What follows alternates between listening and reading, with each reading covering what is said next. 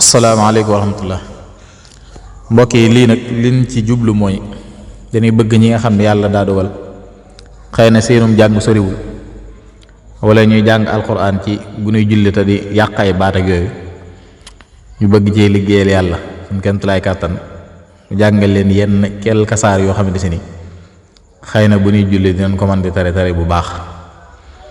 bismillah xam naa tey leen ko bëgg a tàmbale nag ngeen ñaanal ñu ji insha allah. kon alhamdulilah ni njëkk jàng muy sootu fatihati bu ñu waxee fatihati kon mooy saaru alhamdu.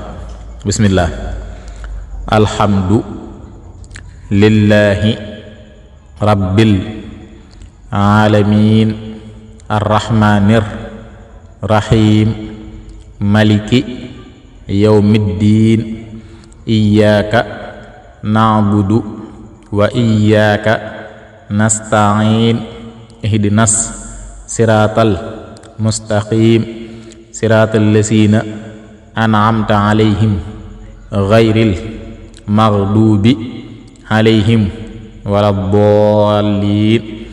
am na ñeneen ñu koy jàngi tamit alhamdu lillahi rabbil alamina arrahmanir rahimi maliki yawmiddini iyyaka na'budu wa iyyaka nasta'inu.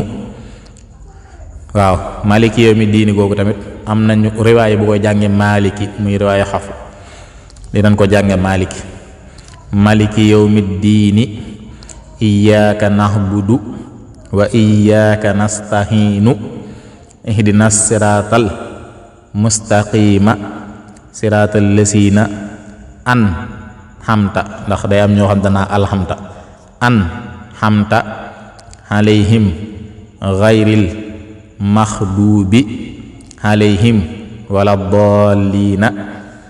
kon am nañu koy jànge noonu ba tey. jërëjëf ñu ngi ñaan képp koo xam ne lii ñuy def gis na ci boppam wala bëgg nañu continuer ko ñu ngi koy ñaan itam mu yokk ñu doole bu baax abonné bu baax a baax te di ko jéem a yaatal insha allah lu baax rek lañ ci jublu.